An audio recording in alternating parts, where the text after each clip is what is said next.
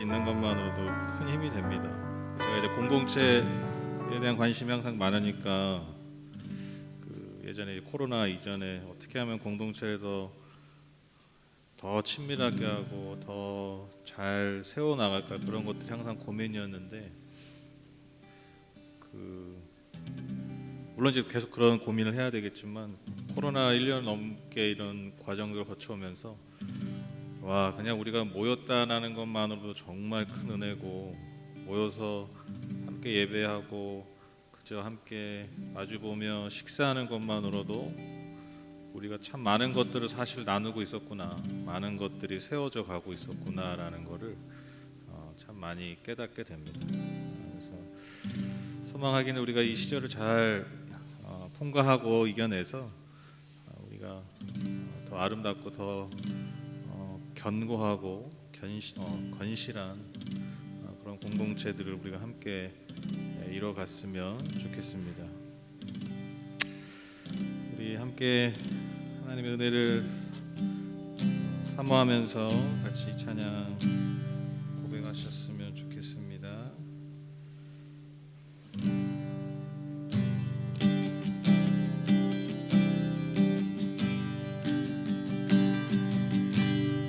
시작됐네, 우리 주님의 능력이 나의 삶을 다스리고 새롭게 하네. 자유하네, 죄와 사망으로부터 나의 삶은 변하구나. 충만하네. 우리 다시 한번 시작됐네. 시작됐네, 우리 주님의 능력이 나의 삶을 다스리고 새롭게 하네. 자유하네, 죄와 사망으로부터 나의 삶은 변하구나.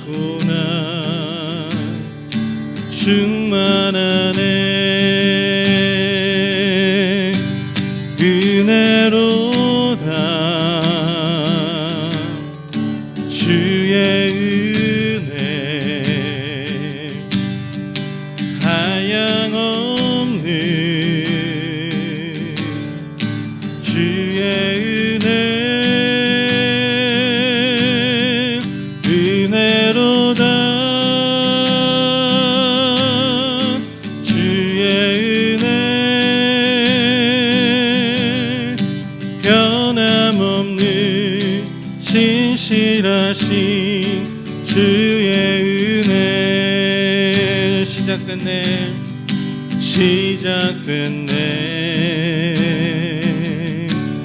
우리 주님의 능력이 나의 삶을 다스리고 새롭게 하네. 새롭게 하네. 자유하네, 자유하네. 아멘. 죄와 사망으로부터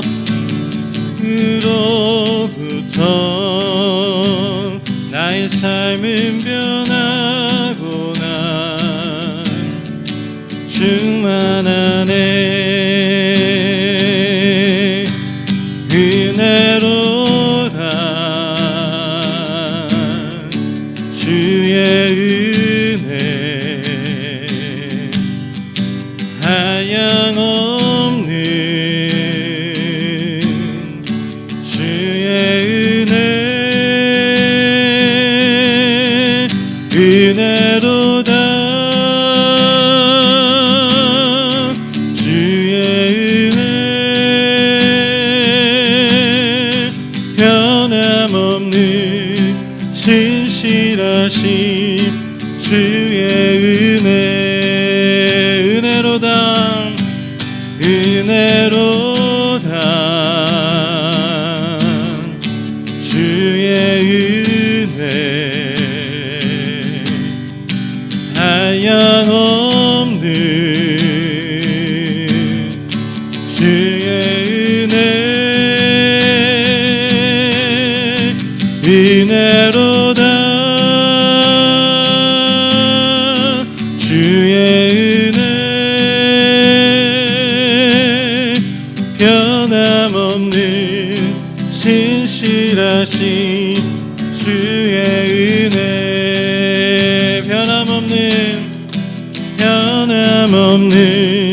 신실하신 주의 은혜 변함없는 신실하신 변함없는 신실하신 주의 은혜 할렐루야 찬양하세 내 모든 죄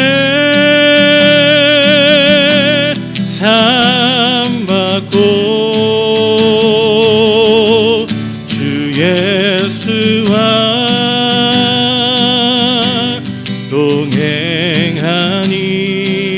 동행하니 어디나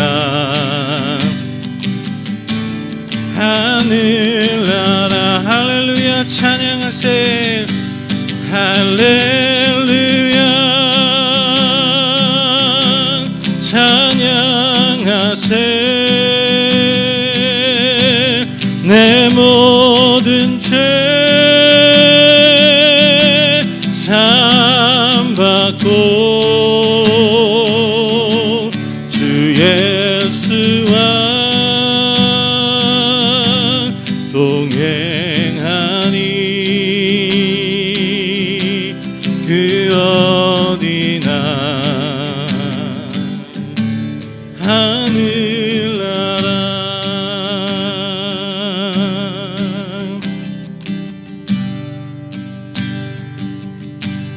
내 영혼이 은총 입어 중한 죄짐 벗고 보니 슬픔 많은 이 세상도 천국으로 화도다 높은 산이 거친들이 높은 산이 거친들이 조망이나 궁궐이나 내 주 예수 모신 곳이 예수 모신 곳이 그 어디나 하늘나라 어디나 하늘나라에 할렐루야 찬양하세 할렐루야 찬양하세 내 모든 죄 사함받고 주 예수와 동행하니 그 어디나 하늘 할렐루야 찬양하세 할렐루야 찬양하세 내 모든 죄 사함받고 주 예수와 동행하니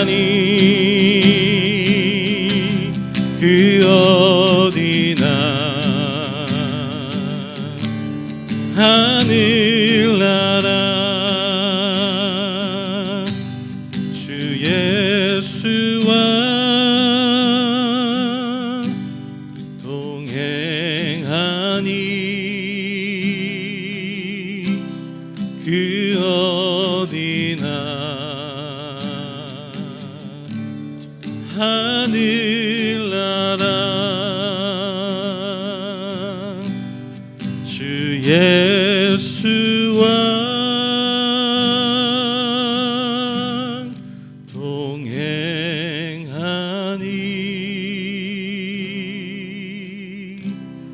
그 어디나 하늘나라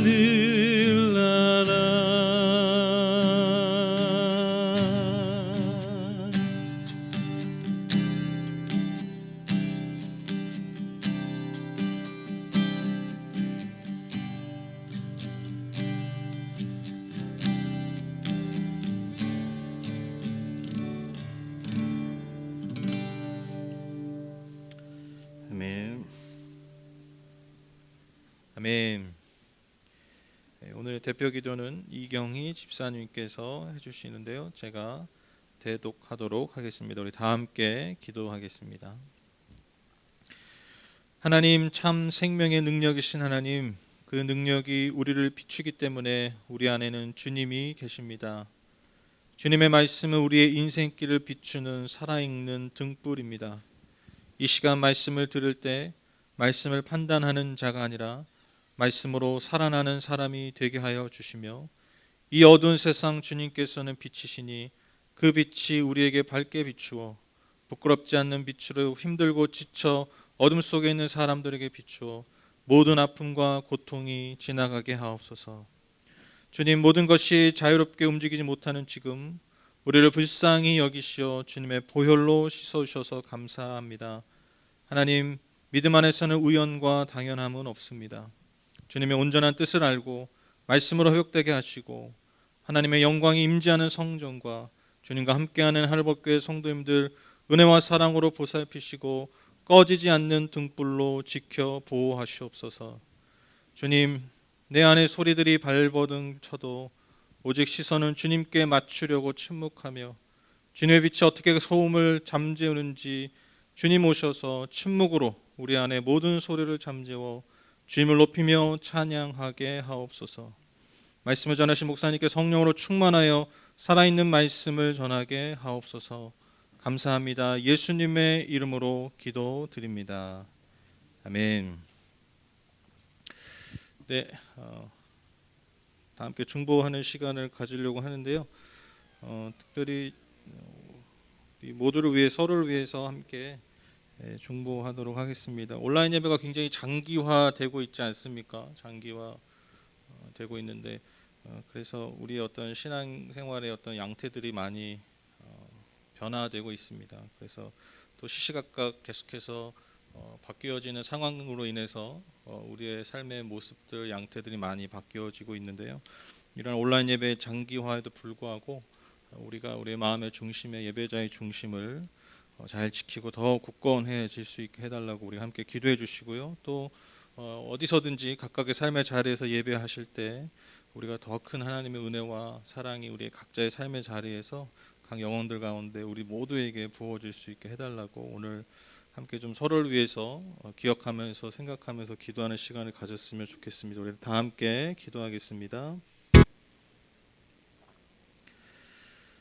요한복음 1장 1절에서 14절 말씀 우리 다 함께 읽으실까요? 함께 읽겠습니다. 시작. 태초에 말씀이 계셨다. 그 말씀은 하나님과 함께 계셨다. 그 말씀은 하나님이셨다. 그는 태초에 하나님과 함께 계셨다. 모든 것이 그로 말미암아 창조되었으니 그가 없이 창조된 것은 하나도 없다. 창조된 것은 그에게서 생명을 얻었으니 그 생명은 사람의 빛이었다. 그 빛이 어둠 속에서 비치니 어둠이 그 빛을 이기지 못하였다. 하나님께서 보내신 사람이 있었다. 그 이름은 요한이었다. 그 사람은 그 빛을 증언하러 왔으니 자기를 통하여 모든 사람을 믿게 하려는 것이었다. 그 사람은 빛이 아니었다. 그는 그 빛을 증언하러 왔을 따름이다. 참 빛이 있었다. 그 빛이 세상에 와서 모든 사람을 비추고 있다. 그는 세상에 계셨다. 세상에 그로 말미암아 생겨났는데도 세상은 그를 알아보지 못하였다. 그가 자기 땅에 오셨으나 그의 백성은 그를 맞아들이지 않았다. 그러나 그를 맞아들인 사람들 곧 그 이름을 믿는 사람들에게는 하나님의 자녀가 되는 특권을 주셨다. 이들은 혈통에서나 육정에서나 사람의 뜻에서 나지 아니하고 하나님에게서 났다. 그 말씀은 육신이 되어 우리 가운데 사셨다. 우리는 그의 영광을 보았다. 그것은 아버지께서 주신 외아들의 영광이었다. 그는 은혜와 진리가 충만하였다. 아멘. 우리 주변에 반려동물을 키우는 분들이 굉장히 많아졌습니다. 그래서 이제 반려동물이 이제 거의 가족과 같이, 거의 가족이 아니라 이제 가족이 됐죠. 그래서 그 무지개 다리를 건넌다 그러죠. 애완동물이 이제 죽으면 이제 요즘은 그 애완동물 그 장례식장인가요? 그것도 있는 거 아시죠? 그래서 제 예상으로는 한 10년 안에 제가 애완동물 장례 예배도 아마 집례할 날이 오지 않을까. 10년 안에. 그래서 좀 세대가 있으신 분들은 이해가 안 되실 수도 있을 텐데, 네, 아마 그럴 가능성이 굉장히 많습니다. 근데 이제 뭐 저는 괜찮다고 봐요. 왜냐하면 장례 예배라는 게 서로 위로하고 격려하는 시간, 소망을 갖는 시간이니까. 그리고 여러분 그 애완동물은 뭐 하늘나라 없을까요? 안 가보셔서 모르잖아요. 그렇죠? 근데 저는 뭐 구원은 사람만 받는다 그러는데, 물론 이제 구원은 뭐 모르겠지만, 여러분 만약에 우리가 나중에 천국에 갔을 때 천국에 다 사람만 있으면 너무 싫죠? 그렇죠? 동식물이 다 있지 않을까요? 언짢으세요? 사람만 나만 있고 싶어 막? 네, 아니 뭐 다 있겠죠.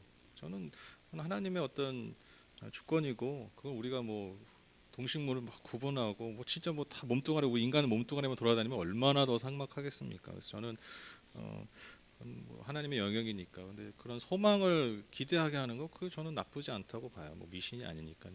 그래서 그런 날이 아마 올 거라고 생각합니다. 근데 아무래도 이제 그 중에 이제 애완견, 그러니까 강아지 뭐 개를 키우는 분들이 제일 아마 많을 겁니다. 요즘 은 고양이도 많이 키우지만 애완견을 키우는 분들이 참 많은데, 근데 제가 이제 애완견을 키운 분, 또 키웠던 분들한테 이렇게 종종 얘기를 들으면 이런 말을 참 많이 들어요. 뭐냐면, 키우다 보면 애완견이 마치 자기가 사람인 것처럼 행동할 때가 많다라는 거예요. 사람인 것처럼. 그렇죠? 저는 안 키워봐서 잘 모르는데, 그러니까 자려고 할 때 꼭 주인이 있는 그 방에서, 그 침대에서 같이 이불 속에서 들어와서 자려고 한다거나, 또 예를 들면 잘못을 해서 막 혼내면은 마치 그 아이들이 부모한테 혼날 때 막 이렇게 막 주눅든 모습, 막 그렇게 깨갱하는 모습, 막 눈치 보고 그런 모습을 똑같이 애완견들도 보인다라는 것이죠. 그래서 그런 모습을 보면서 신기하기도 하면서 그게 참 너무 귀엽고 너무 사랑스럽다라는 거예요. 그래서 그런 것들이 참 어떻게 보면 애완견을 키우는 큰 기쁨 중에 하나라는 것이죠. 그렇죠? 그러니까 안 그래도 이게 귀엽고 그냥 그 모습 자체도 사실 애완견 강아지 이런 거 보면 귀엽고 사랑스럽잖아요. 그런데 막 그 애완견들이 막 사람 흉내까지 내면서 그렇게 막 꼬리도 흔들고 막 밖에 나갔다 오면 막 진짜 아이들이 달려드는 거지, 달려드니까 얼마나 그게 귀엽고 사랑스럽겠습니까? 그렇죠? 그런데 제가 한번 반대로 한번 생각해 봤어요. 사람이 애완견을 너무너무 좋아하다가 못해 그 주인이, 그 사람이 개 흉내를 낸다고 생각해 보세요. 그러니까 개가 사람이랑 살다가 사람 흉내를 내면 참 귀엽고 사랑스러운데, 반대로 개랑 살다가 사람이 개처럼 행동하는 거예요. 죄송합니다. 개같이 되는 거야. 여러분 어떠실 것 같아요? 막 주인이 개를 흉내를 내요, 그렇죠? 막 사랑한다고. 막 개처럼 막 짖어, 말을 안 하고 막 이러고, 막 사료 먹고 막 핥아 먹고, 막 하루하루 점점점 개처럼 살아간다면 여러분 어떠실 것 같아요? 막 귀여울까요? 막 사랑스러울까요? 아름다워 보일까요? 그냥 뭐 단순하죠. 그냥 미친 거죠, 그렇죠? 미친 것처럼 보일 거예요, 그렇죠? 여러분 애완견과 사람이 공존해서 잘 살려면요, 많은 부분 애완견이요 사람에게 맞춰줘야 됩니다. 그렇죠? 사람의 라이프 스타일, 그 삶의 그 방식대로 살아가야 됩니다. 그렇죠? 예를 들면 대소변도 정해진 곳에 싸야 되죠. 강아지들이. 여러분 옛날 뭐 야생동물 그런 게 어디 있어요? 그냥 뭐 자기가 하고 싶으면 하는 거죠. 그렇죠? 그리고 뭐 그냥 뭐 아무거나 다 먹고, 근데 그런 게 아니잖아요. 사람처럼 정해진 어떤 룰에 의해서, 규칙에 의해서 그렇게 사람과 비슷한 방식으로 많은 부분 애완견들이 전환해야 됩니다. 그렇죠?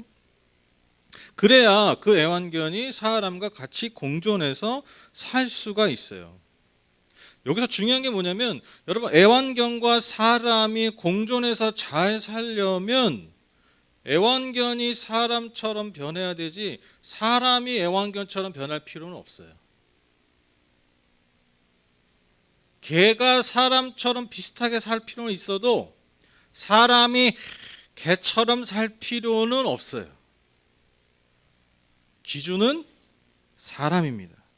인간입니다. 즉 우리의 존재가 그들과 공존하기 위해서 우리의 삶의 수준이 애완견 수준으로, 개 수준으로 내려갈 필요가 전혀 없다라는 것입니다. 그래서 저는 지금까지 아무리 애완견을 사랑해도요, 아무리 뭐 개를 좋아해도요, 사람이 개처럼 사는 건 본 적이 없습니다. 여러분 막 개를 너무 좋아하는데 진짜 개 같은 인간 보신 적 있어요?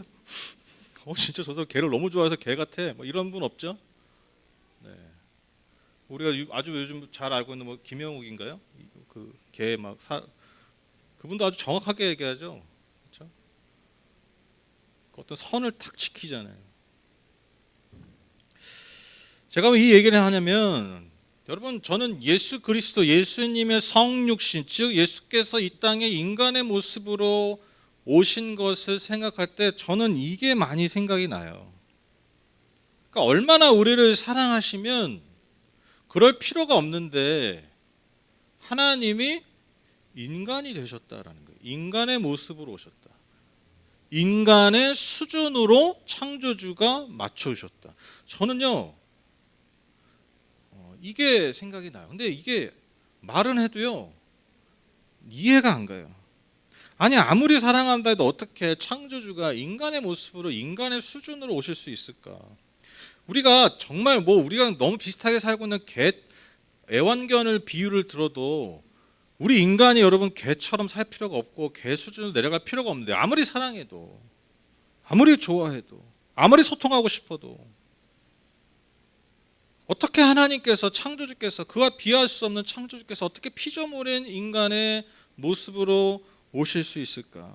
아무리 생각해도 이해되지 않습니다. 그래서 저는요, 성경에 나오는 수많은 기적들 중에 가장 큰 기적이 저는 이것이라고 생각합니다.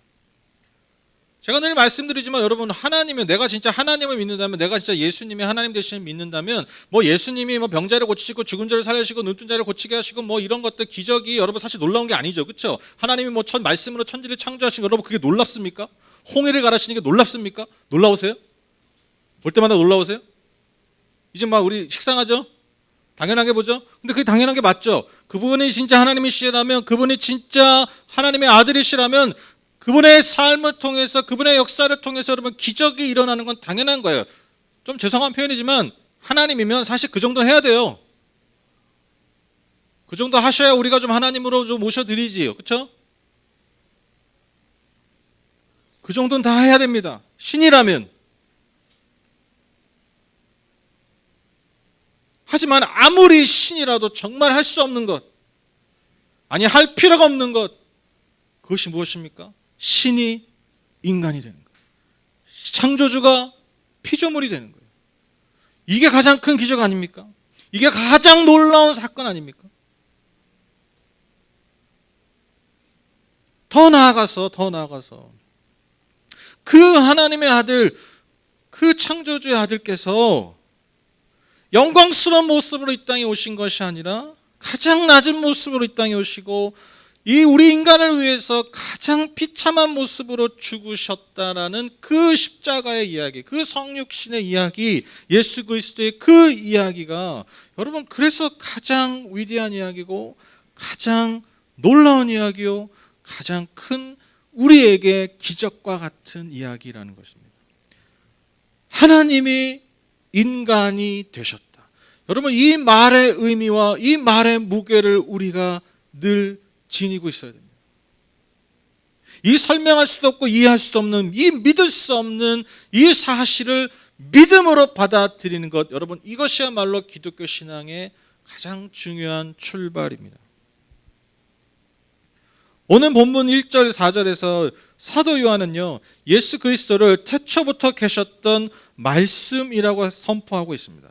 그 말씀이신 예수 그리스도께서 하나님과 늘 함께 하셨고 그 말씀 자체이신 예수께서 하나님이셨다라고 선포합니다. 1절에 보시면 태초에 말씀이 계셨다. 그 말씀은 하나님과 함께 계셨다. 그 말씀은 하나님이셨다. 즉 예수 그리스도는요, 피조물이 아니라는 거예요. 창조주 하나님께서 이 땅을 창조하실 때, 이 만물을 창조하실 때 그때도 함께 하셨던 하나님 그분 자체시라는 것이죠.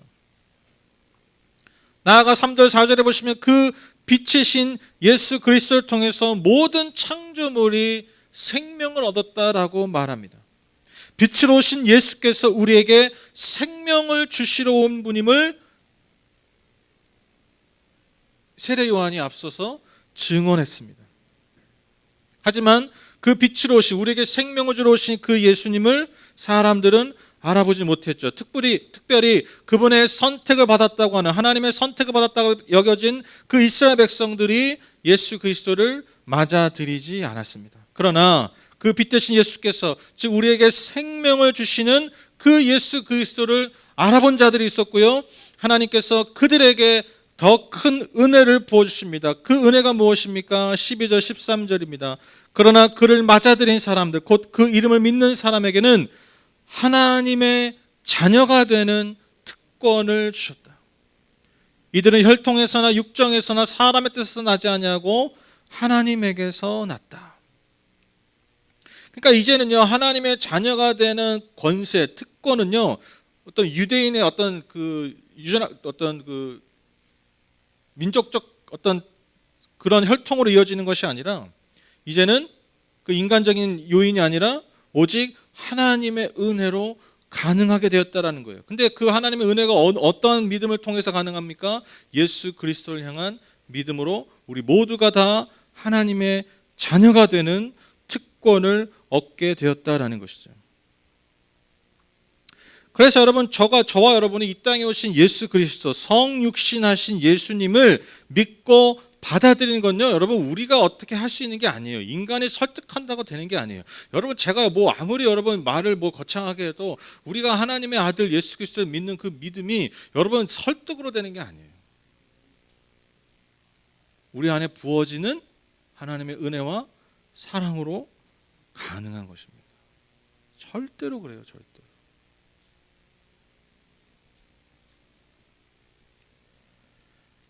그래서 여러분, 저와 여러분들이 예수 그리스도를 믿는 그 믿음 안에서 한다는 건요, 말로 다 표현할 수 없는, 어떻게 보면 하나님의 인간에게 줄 수 있는 가장 큰 은혜와 가장 큰 복을 저와 여러분에게 주셨다라는 것입니다. 여러분, 구약의 이스라엘 역사에서도요, 하나님이요 그들 가운데 종종 나타나긴 하셨어요. 그런데 구약에서 하나님을 만나는 건요, 보통 어떤 거냐면 인간 입장에서 항상 멀리서 바라보거나 결코 어떤 가까이 다가갈 수 없는 그런 분으로서 하나님을 만나게 됩니다. 예컨대 여러분, 이스라엘 백성들이 광야 생활할 때 하나님이 낮엔 구름 기둥, 밤엔 불 기둥으로 함께 하셨다고 그러잖아요. 그렇죠? 그러니까 이게 하나님의 불 기둥과 구름 기둥이 저 멀찌감치 그냥 하나님의 저게 임재요, 하나님의 인도하심의 상징이다, 그냥 그렇게 여기면서 한 거예요. 어떤 하나님의 명확한 형상을 알 수가 없었죠. 그렇죠? 또 여러분, 모세가 시내산에 올라가서 하나님과 언약을 맺을 때도 이스라엘 백성 어디에 있었습니까? 시내산 저 아래서 그냥 저 산꼭대기 바라보면서 저기 하나님이 계시겠지, 모세 언제 내려오나 이러고 있었다라는 거예요. 출애굽기 19장 16절 18절입니다. 번개가 치고 천둥 소리가 나며 짙은 구름이 산을 덮은 가운데 사냥 뿔 나팔 소리가 우렁차게 울려 퍼지자 진에 있는 모든 백성이 두려워서 떨었다. 그러니까 이 번개치고 천둥소, 이게 어떤 이런 강력한 자연현상이 구약에서 하나님의 어떤 임재를 상징하거든요. 그러니까 막 여러분 생각해 보세요. 천둥 치고 막 번개 치고 막 짙은 구름이 덮으니까 얼마나 좀 무섭겠어요. 그러니까 백성들이 막 두려워 떠는 거예요. 그러니까 하나님의 그 임재 앞에 백성들이 두려워 떠는 거예요. 18절 그때 시내산에는 주님께서 불 가운데서 그곳으로 내려오셨으므로 불로 내려온다니까 얼마나 더 그랬겠습니까? 온통 연기가 자욱했는데 마치 가마에서 나오는 것처럼 연기가 솟아오르고 온 산이 크게 진동하였다. 이 좀 상상해 가시나요? 이게 하나님의 현현이에요. 이게 하나님의 등장. 또한 예언자 에스겔도요, 하나님의 영광을 목격했다고 하는데 그가 본 영광, 하나님의 영광을 다음과 같은 말씀으로 그 이미지로 표현하는데요. 한번 잘 들어보시고 보세요. 어떻게 하나님의 영광을, 자기가 본 영광을 표현하는지 잘 들어보세요. 또 그들의 머리 위에 있는 창공 모양의 덮개 위에는 청옥처럼 보이는 보석으로 만든 보좌 형상을 한 것이 있었고 그 보좌 형상 위에는 사람의 모습과 비슷한 형상이 있었다. 또 나는 그의 허리처럼 보이는 그 위쪽에서 금부치의 광채와 같은 것이 불꽃처럼 안팎으로 그를 둘러싼 것을 보았는데 그의 허리처럼 보이는 그 아래쪽에서도 나는 불꽃과 같은 모양을 보았다. 이렇게 그는 광채로 둘러싸여 있었다. 그를 둘러싼 광채의 모양은 비 오는 날 구름 속에 나타나는 무지개 같이 보였는데 그것은 주님의 영광이 나타난 모양과 같았다. 그 모습을 보고 나는 얼굴을 땅에 대고 엎드렸다. 그때에 말씀하신 이의 음성을 내가 들었다. 여러분 어떠세요? 어떤 느낌이 드세요? 이런 것 같지 않으세요? 그렇죠? 글을 봐도 글을 읽어도 도대체 무슨 말인지 무슨 형상인지 그려지지가 않죠. 그렇죠? 다시 한번 읽을까요? 그러니까 하나님의 영광을 봤다고 하는 그 에스겔도 그가 표현할 수 있는 최대치가 이거예요. 그러니까 하나님을 봤다고 했지만 그 인간의 한계에 분명한 한계 때문에 하나님을 제대로 볼 수 없었어요. 하나님을 제대로 만날 수 없었어요. 그만큼 하나님은요, 우리가 범접할 수 없는 분이셨다라는 거. 아니 근데 이게 당연한 거죠. 그분은 창조주세요. 그런데 오늘 본문에서 이 14절 말씀에 정말 놀라운 말씀이 있죠. 14절 말씀입니다. 우리 다 함께 읽겠습니다. 시작. 그 말씀은 육신이 되어 우리 가운데 사셨다. 우리는 그의 영광을 보였다. 그것은 아버지께서 주신 외아들의 영광이었다. 그는 은혜와 진리가 충만하였다. 이 말 한마디로 끝나는 거예요. 그 말씀이 육신이 되어 우리 가운데 사셨다. 우리 가운데 사셨다.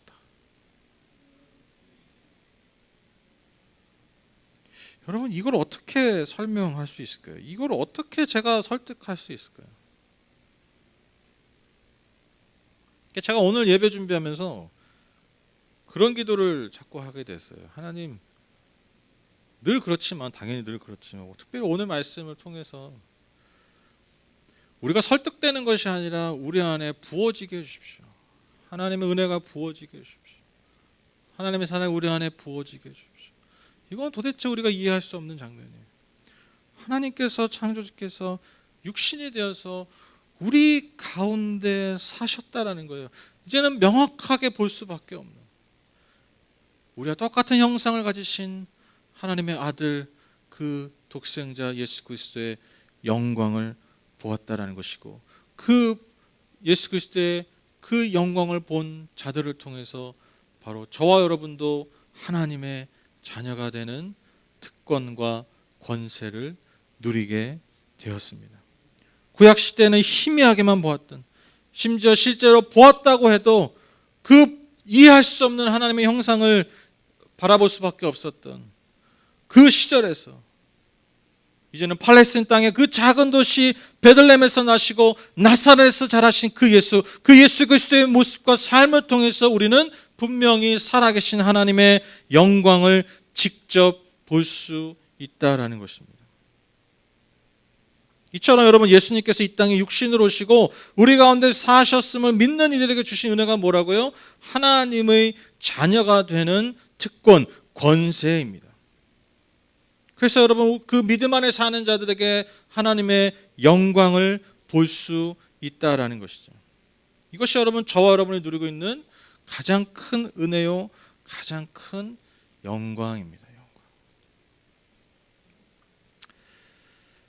제가 20대 중국 선교를 좀 많이 다녔습니다. 제가 20대 때 중국 선교를 많이 다녔는데 중국으로 선교를 간 이유가 중국 선교일을 위해서 간 경우보다 사실 북한 선교를 위해서 제가 많이 갔어요.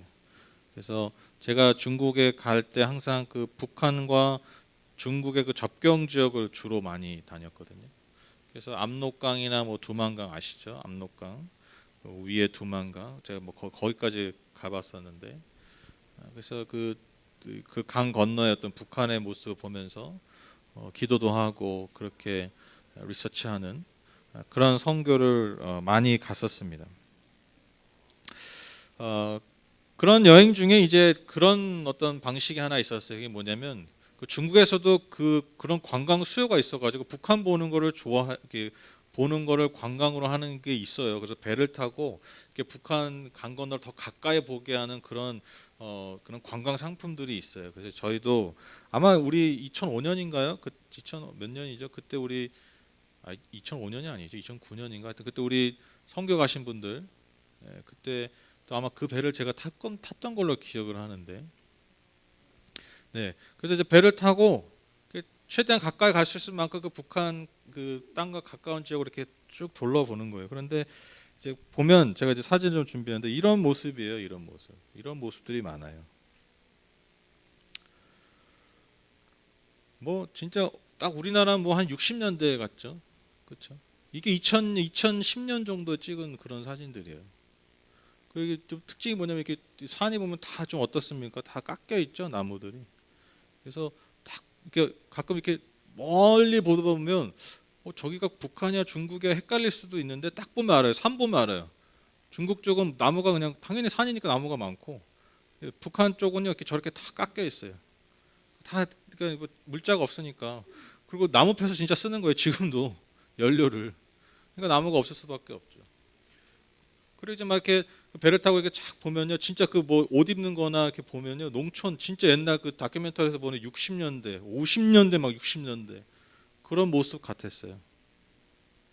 그리고 예전에는 막 한창 잘 나갈 때는 막 한창 돌아갔을 때 그런 공장 굴뚝 큰 공장 건물이 있었는데 막 그게 뭐 다 지금 뭐 허물어지기 직전에 뭐 어떠한 것도 뭐 연기가 나지 않는 그런 막 어떤 어떻게 보면 참 황폐한 어떤 그런 모습을 이렇게 보면서 막 기도했던 생각이 납니다. 그런데 제가 이제 그런 중에 어느 날 그 북한의 어떤 그런 이런 모습들을 이렇게 쫙 보는데 제 안에 그런 생각이 들더라고요. 어떤 마음이 들었냐면, 야 한석아, 너가 만약에 저기에 들어가서 살면 저 사람들이 다 구원받을 수 있어. 그럼 너 들어가 살래? 제 안에 그걸 보는데 그런 질문이 드는 거예요.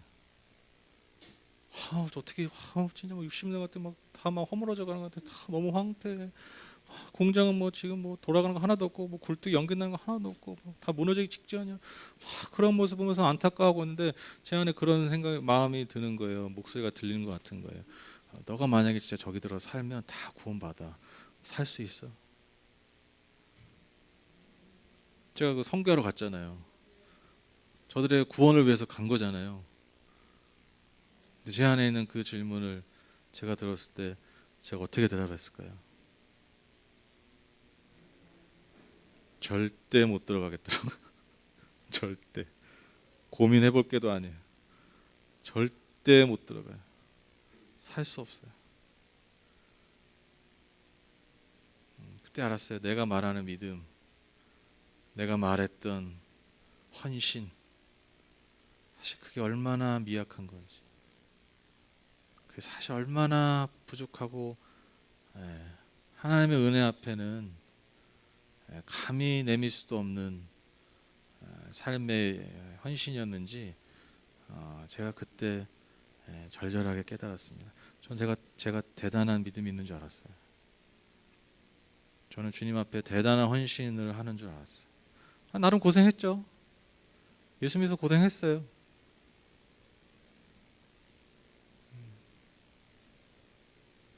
그런데 예수님이 나를 위해서 구원하시기 위해서 하셨던 그 똑같은 일, 그 일을 내가 할 수 있을까 했을 때 내게 베풀으신 하나님의 은혜가 이런 거구나라는 것을 정말 조금이나마 그 하나님의 사랑의 크기를 가늠할 수 있었습니다. 그 전에 뭐 예수님의 성육신, 뭐 예수님의 인간이 되신 뭐 많이 들어봤죠. 그런데 제가 그때 아주 조금 깨달을 수 있었어요.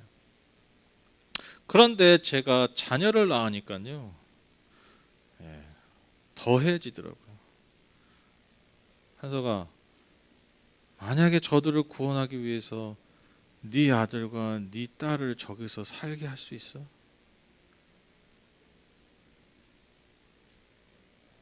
이거는 싸우자는 거지. 하나님 나 죽고 하나님 죽고 저 죽죠. 그런 일이죠.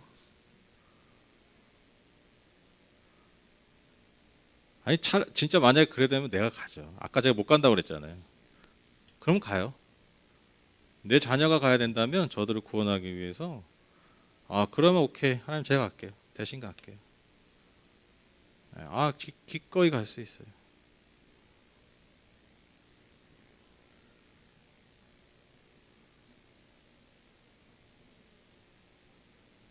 우리가 성육신을 알 수 있을까요?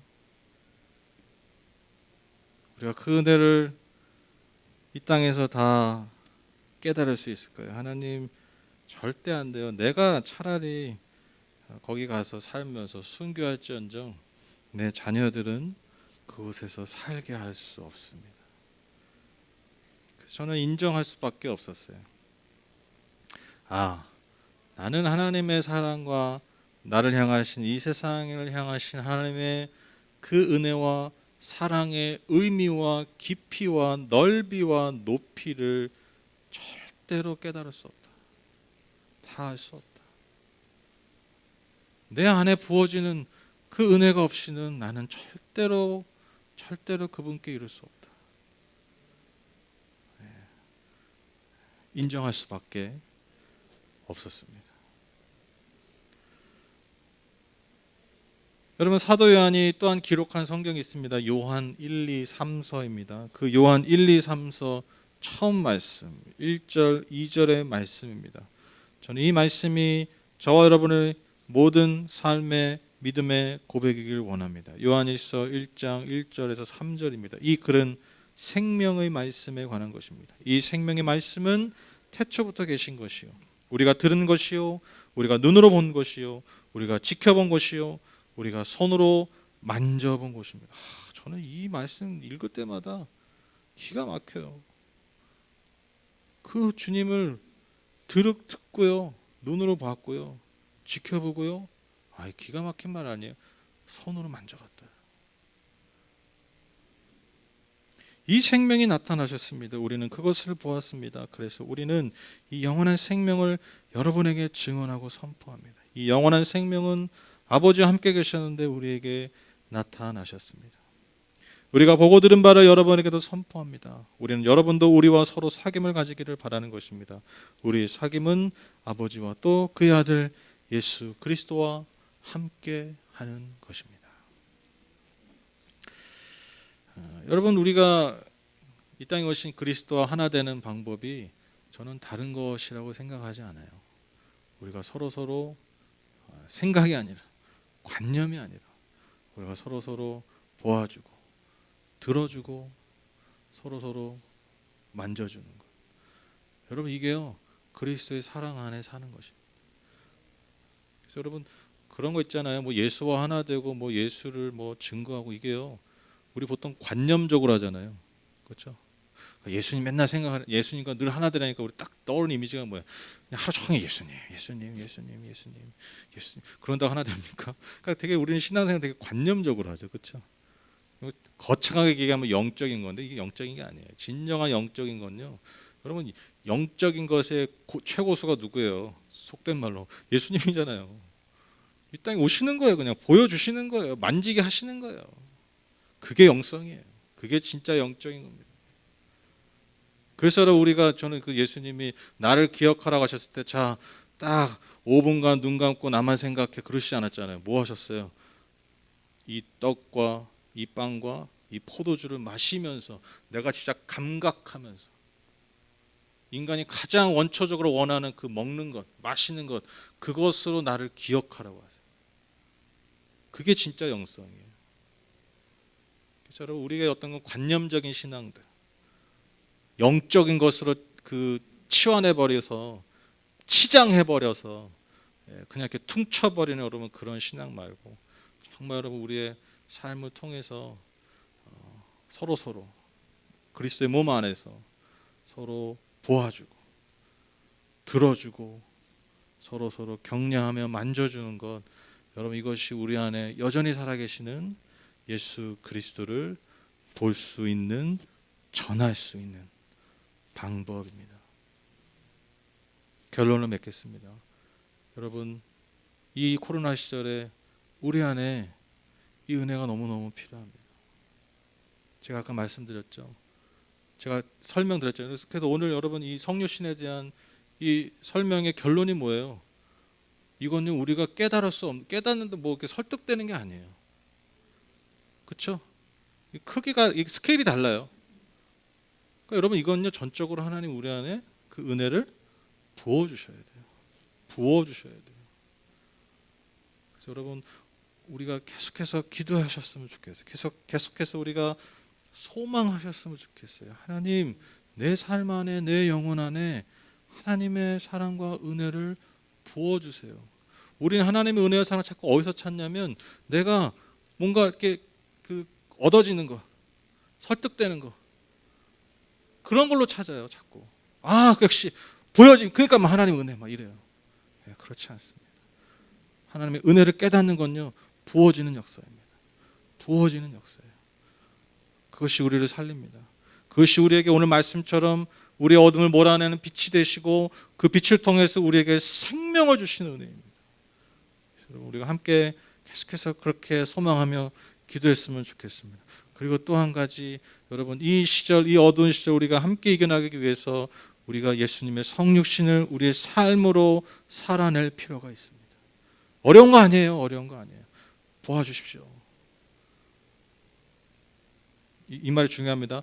잘 봐주세요. 내리 깔지 말고 흘기지 말고 지켜본다 이런 의미 아닙니다. 내가 너 지켜본다 아니에요. 잘 봐주세요. 잘 봐주세요. 아까 말씀드린 그 부어진 은혜를 통해서, 그리고 잘 들어주세요. 이 들어주는 게 진짜 중요한 것 같아요.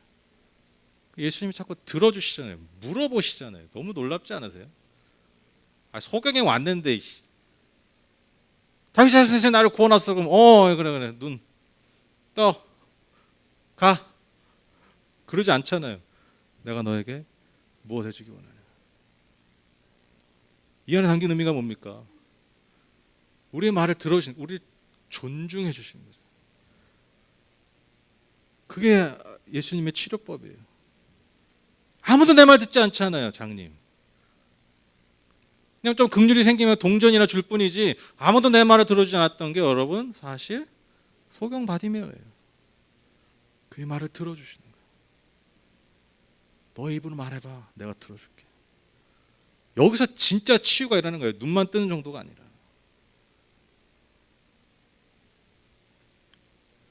그래서 여러분 많이 들어주십시오.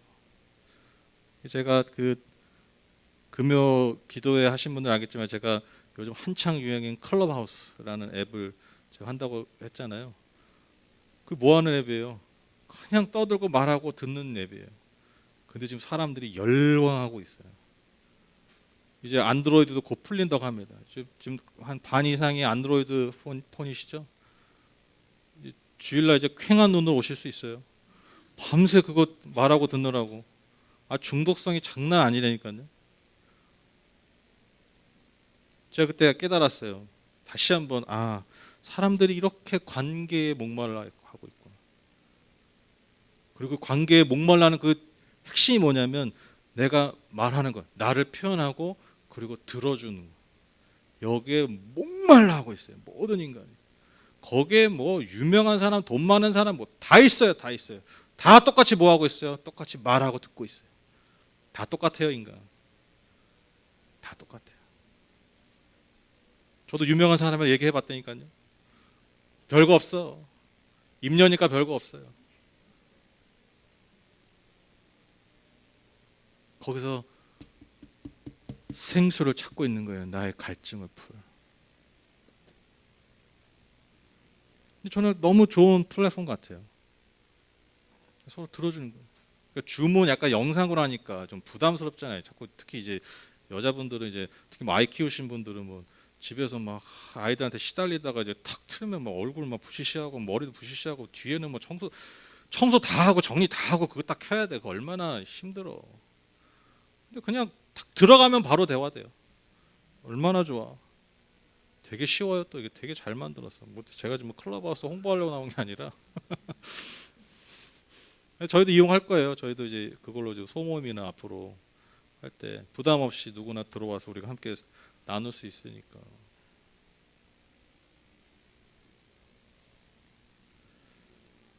들어줘야 됩니다. 그래서 많이 들어주세요. 들어주세요. 그리고 많이 만져주세요.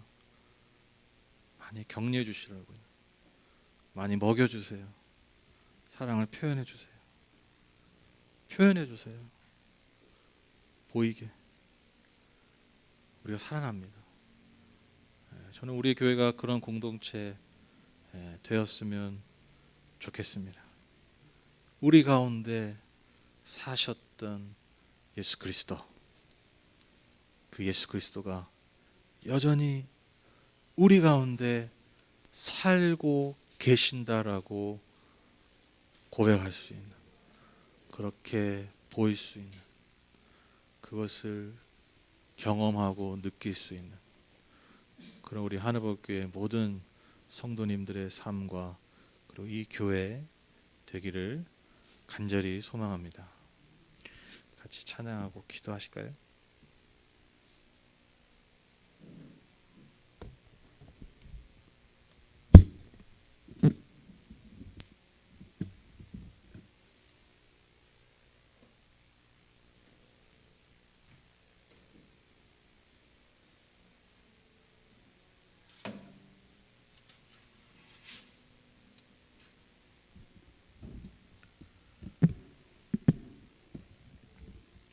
제가 그 양복 입고 기타 치는 거 되게 싫어하는데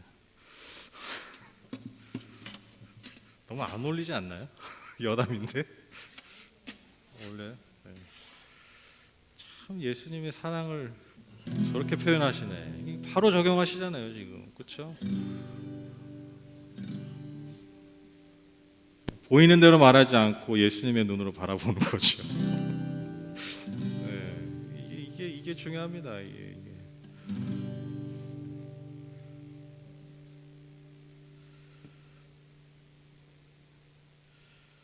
왜 그러냐면 저는 이제 그 막 대형 교회는 꼭 양복 입어야 되고 하잖아요. 근데 그 찬양인도 하시는 부목사님들이 양복 입고 막 기타 치고 젊은 사람 찬양하는 게 너무 부자연스러워 보이더라고요. 그게 지금 여담인데, 아니 그냥 젊은 이들과 찬양하는 거 좀 복장을 자유롭게 하지 저렇게 굳이 넥타이 매고 양복 입고 저렇게 할까? 제가 지금 그러고 있습니다.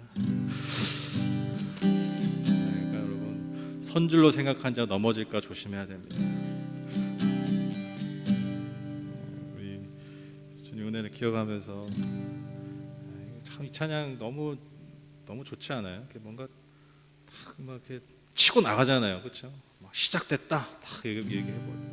이 가사가 참 좋은 것 같아요. 우리 이미 역사하고 계신 그 하나님의 은혜와 사랑 우리 같이 고백합시다.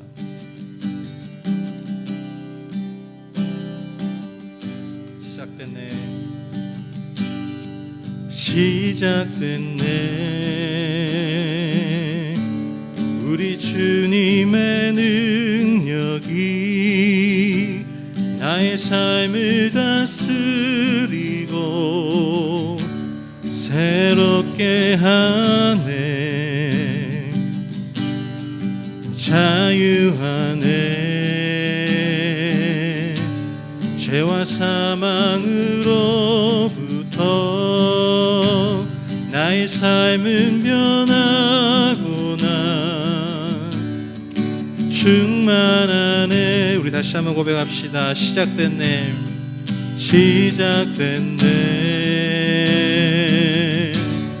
우리 주님의 능력이 나의 삶을 다스리고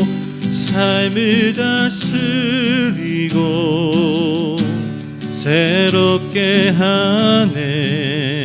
자유하네 아멘. 죄와 사망으로부터 나의 삶은 변하고나 충만하네. 은혜로다 주의 은혜 한량없는 주의 은혜 은혜로다 주의 은혜 변함없는 신실하신 주의 은혜 은혜로다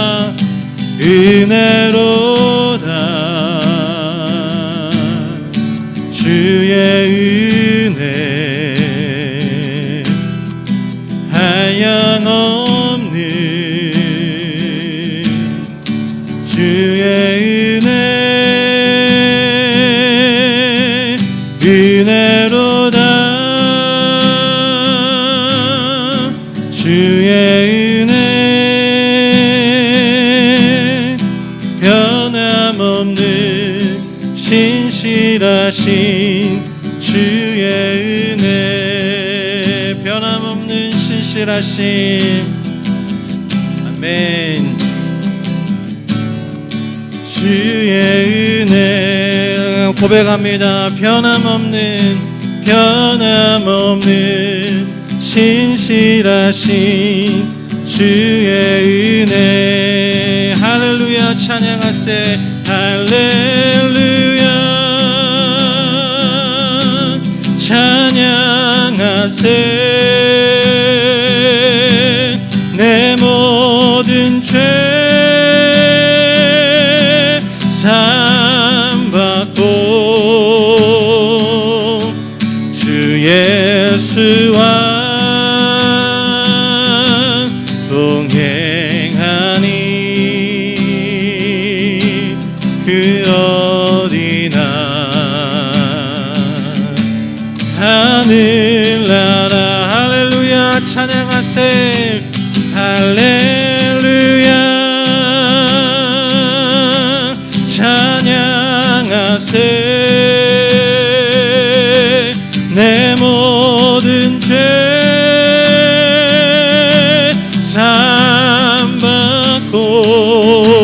사함받고 주 예수와 동행하니 그 어디나 하늘나라 주 예수와 동행하니 그 어디나 하늘나라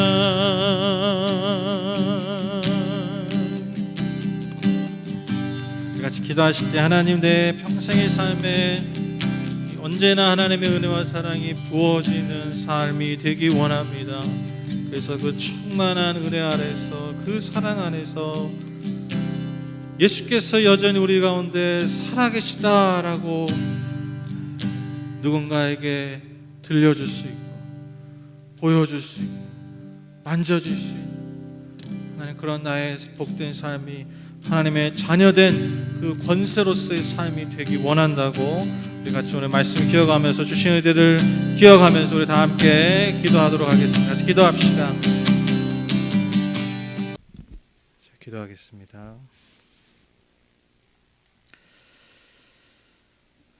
하나님 감사합니다. 이미 우리가 예수 그리스도를 우리의 주로 인정하고 모셔드리고 예배하는 삶을 산다는 것은 이미 우리 안에 우리를 향하신 주님의 은혜와 사랑이 충만하고 넘친다라는 증거입니다. 주님 감사합니다. 우리에게 은혜를 주셔서 감사합니다. 우리가 하나님의 자녀됨을 감사합니다. 그러나 우리가 삶을 살 때 그 하나님의 자녀됨이 얼마나 큰 은혜이고 또 얼마나 놀라운 일이고 또 얼마나 위대한 일이고 얼마나 우리에게 큰 특권인지 사실 참 많이 잊어버리고 삽니다. 마치 옛날 그 왕자와 거지 이야기처럼 내 존재의 원래 존재값을 모르고 허름한 옷을 입고 그냥 그렇게 사는 경우들이 우리가 얼마나 많은지 모릅니다. 하나님 소망하기는 우리 안에 그 넘치는 은혜와 사랑을 부어 주셔서 주여 우리가 그 자녀된 권세, 그 자녀된 특권을 회복하기 원합니다. 특별히 이 참으로 광야 같은 이 시절 가운데서 우리가 그 자녀된 특권 아래서 권세 아래서 그 은혜 아래서 그 충만함 아래서 살아갈 수 있도록 하나님 우리에게 은혜 베풀어 주시옵소서. 하나님 그런 마음이 많이 들었는데 우리가 여러 가지 환경의 제약 때문에 예전과 같이 예배하지 못하고 예전과 같이 신앙생활을 제대로 하지 못해서 우리 안에 어떤 있는 불편함들, 우리 안에 있는 어떤 걱정들, 우리 안에 때로는 두려움들이 있는데 하나님이 우리에게 격려하시는 것은 너가 나한테 오지 못해도 너가 나한테 거리감을 느껴도 하나님은 한 번도 우리를 놓지 않으시고 우리와 거리 두지 않으시고 언제나 내가 느끼는 거와는 상관없이 내가 하는 것과는 상관없이 하나님은 언제나 우리와 함께 하셨다라는 것, 언제나 너무 가까이 함께하고 가까이 지켜봤다라는 것, 하나님이 우리에게 그런 마음을 주시는 것 같습니다. 하나님 오늘 이 시간 모든 갈등과 불편함들이 사라지게 하시고 하나님의 그 따뜻한 손길로 만져주시고 안아주시옵소서. 하나님 오늘도 우리가 수고하고 무거운 짐을 이 시간 다 주님 앞에 내려놓습니다. 수고하고 무거운 짐 주님만이 지실 수 있어서 나는 감당할 수 없어 이 시간 다 내려놓습니다. 또 우리 안에 있는 육체 연약함과 정신적인 마음의 아픔 또한 이 시간 다 내려놓습니다. 주께서 그 짐 대신 져주시고 오직 우리는 주님이 주시는 그 기쁨의 멍에 말씀의 멍에만을 매며 살아갈 수 있도록 승리할 수 있도록 축복하여 주시옵소서. 하나님 또 특별히 오늘 기도합니다. 우리 육체 연약함 중에 오랜 시간 우리를 괴롭혔던 그런 육체 연약함들이 벗어지기를 원합니다. 우리의 삶을 내 삶을 오랫동안 괴롭혔던 그런 육체의 아픔과 마음의 아픔들이 주의 은혜 아래서 보혈 안에 능력 안에서 벗어지기 원합니다. 하나님 은혜 베풀어 주시옵소서. 은혜 베풀어 주시옵소서.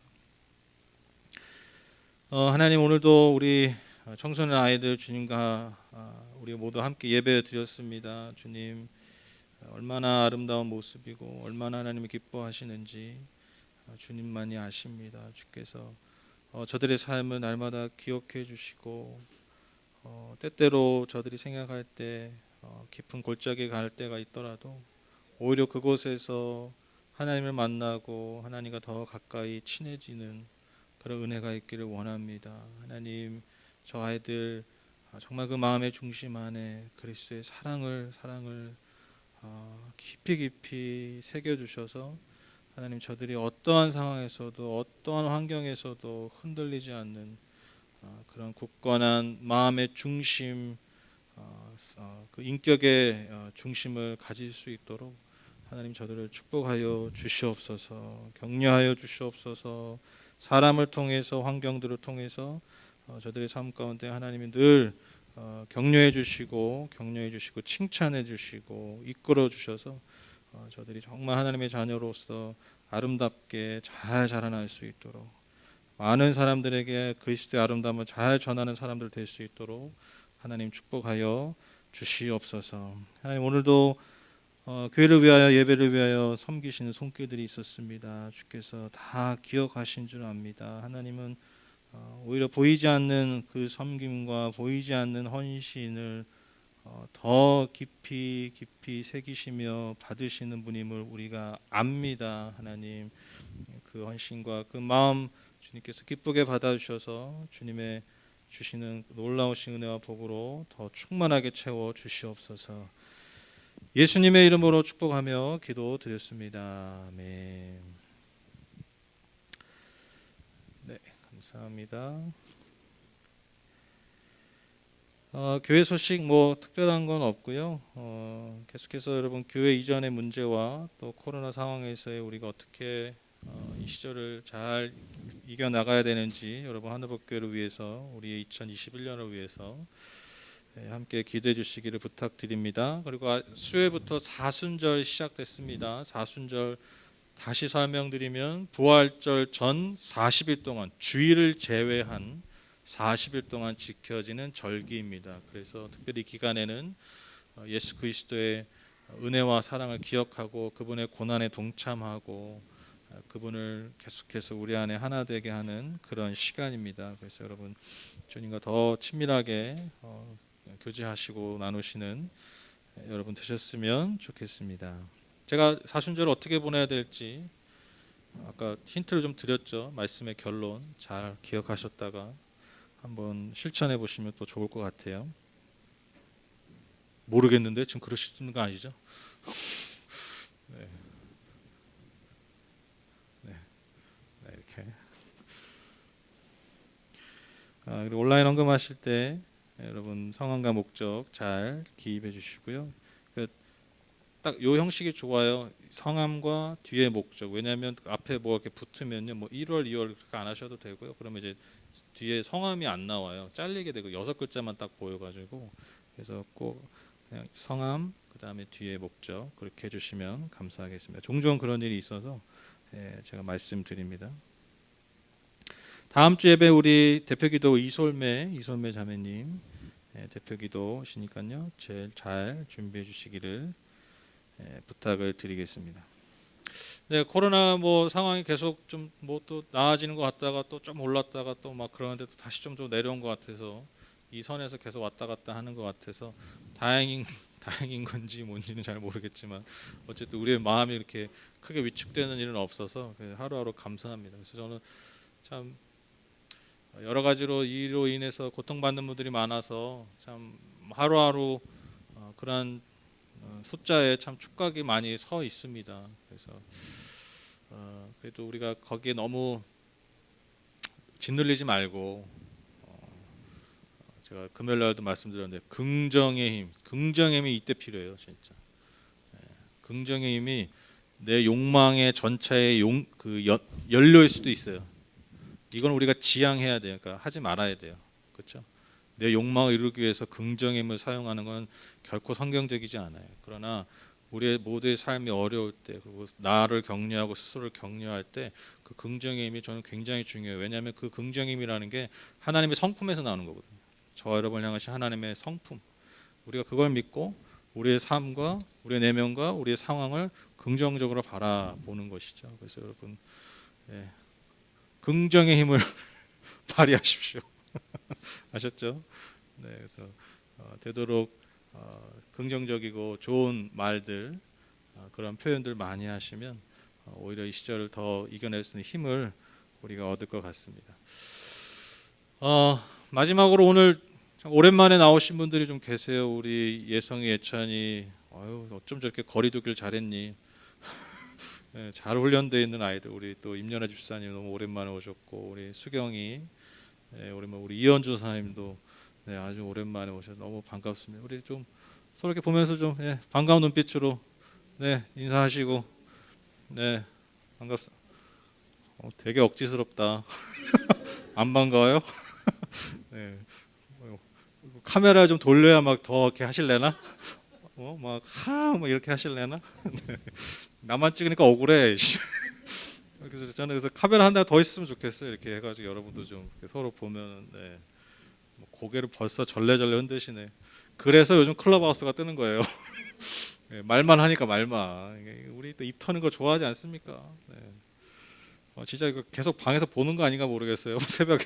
새벽마다 우리 교회 성도들 다 보는 거 아닌가 모르겠네. 나중에. 네, 재밌습니다. 네, 제가 TCM을 위해서 기도하고 예배 마치겠습니다.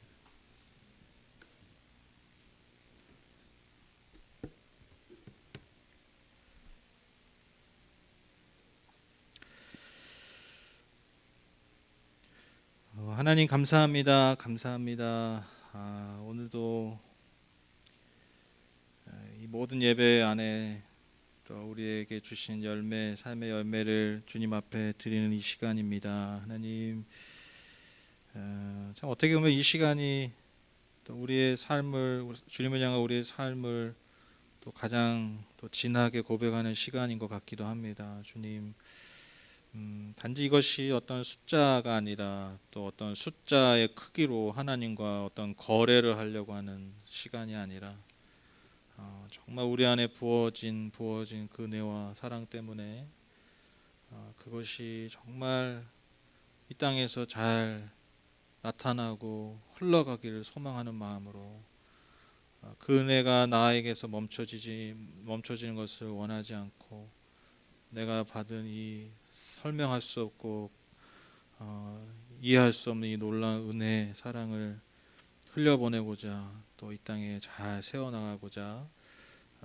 그런 마음으로 주님 앞에 예물을 드리는 것임을 믿습니다. 우리 안에 있는 이런 물질의 헌신들이 바로 그 마음에서 드려질 수 있기를 간절히 소망합니다. 하나님, 그래서 그 마음을 주님이 받으시는 것이고 그 마음 위에 그 삶에 하나님이 복을 더하시는 것을 우리가 바라보며 믿습니다. 하나님, 오늘도 삶의 열매 기꺼이 기쁨으로 주님 앞에 드리는 우리 모든 성도님들의 삶 위에 삶의 모든 영역 가운데 오직 주님만이 주실 수 있는 은혜와 복으로 넘치도록 채워 주시옵소서.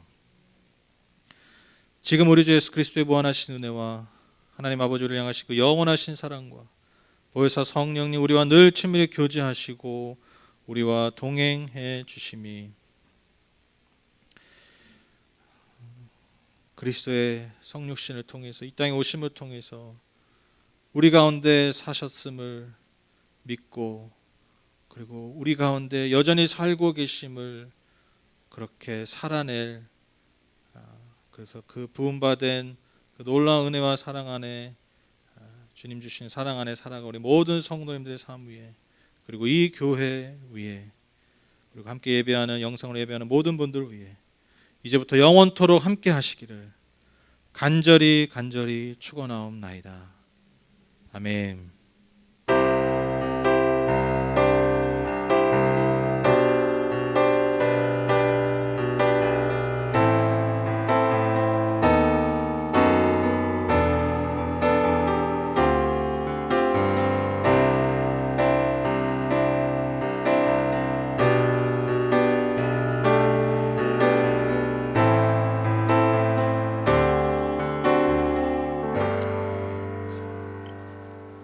감사합니다. 우리 하나님께 박수를 감사드립니다. 감사합니다.